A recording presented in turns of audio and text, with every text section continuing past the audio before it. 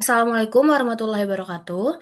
Pada kesempatan kali ini, kelompok kami akan mempresentasikan mengenai analisis pengelompokan saham menggunakan K-means clustering. Next. Sebelumnya, anggota kami ada Salman Lamnur Afifah, Sonia Humaidah, Riza Mutaki, Ines Nafrila, dan juga Divayanti. Next. Baik, untuk pembahasan yang awal akan diserahkan kepada tim saya. Untuk latar belakang, di sini masalah ya. Yang pertama adalah investor kesulitan memahami pola saham karena banyaknya variasi karakteristik. Untuk tujuan proyeknya sendiri, yang pertama adalah mengelompokkan saham berdasarkan kemiripan data numerik. Yang kedua, mendukung strategi investasi dan analisis risiko. Yang ketiga, menyederhanakan pemahaman terhadap dinamika pasar. Untuk sumber data dan fiturnya sendiri, yaitu kami memakai data dari Kaggle, yaitu daftar saham CSV, dengan fitur yang digunakan yang pertama adalah price atau harga terakhir, market capitalization atau kapitalitas pasar, shares yaitu jumlah saham beredar, sektor dan papan pencatatan untuk analisis lanjutan. Next.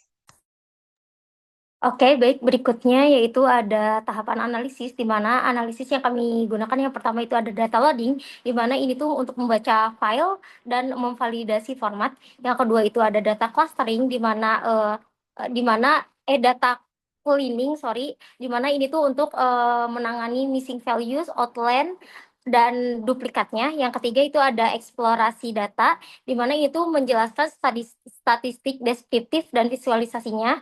Yang keempat ada data warehousing, di mana ini tuh untuk men-scaling data dan PCA untuk reduksi dimensi.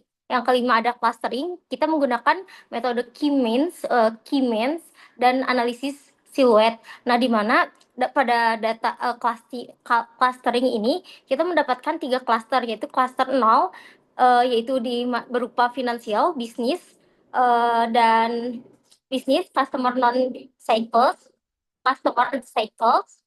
Yang kedua itu cluster pertama interpretation, itu finansial, bisnis, customer cycles. Yang ketiga itu ada yang kedua itu cluster 2 interpretation, itu finansial, bisnis, dan teknologi. Berikutnya ada data kami diolah juga visualisasi dan interpretasi, di mana itu menggunakan plot cluster dan insight tiap grup. Baik, ini ada visualisasi cluster. Di tahap ini kami menampilkan hasil visualisasi cluster dalam bentuk scatter plot dua dimensi dari hasil PCA. Warna tiap titik menunjukkan cluster yang berbeda, dan selain itu kami membuat bar chart yang menampilkan rata-rata last price, market cap, dan shares pada tiap cluster. Melalui analisis siluet, kami menemukan bahwa jumlah cluster optimal adalah 3 yang memberikan pemisahan terbaik antara kelompok saham. Boleh next? Baik, di sini ada profil dan perbandingan klaster. Di klaster 0 ini didominasi saham-saham berharga tinggi dengan kapitalisasi besar, terutama dari sektor finansial. Klaster ini cenderung stabil dan beresiko rendah. Lalu ada klaster 1, ini saham berharga menengah dengan sektor cukup bervariasi seperti consumer cyclicals dan real estate. Kapitalisasinya sedang dan resikonya pun menengah. Lalu ada klaster 2 terdiri dari satu saham dengan harga sangat rendah. Klaster ini tergolong outlier, memiliki resiko tinggi dan tidak mewakili kelompok selanjutnya.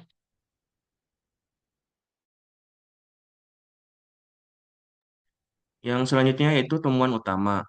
Slide ini merangkum 6 temuan utama dari analisis kami. Yang pertama yaitu kualitas data cukup rendah di awal sehingga butuh pembersihan menyeluruh. Yang kedua yaitu terdapat kolerasi positif antar fitur numerik seperti last price, market cap, dan shares.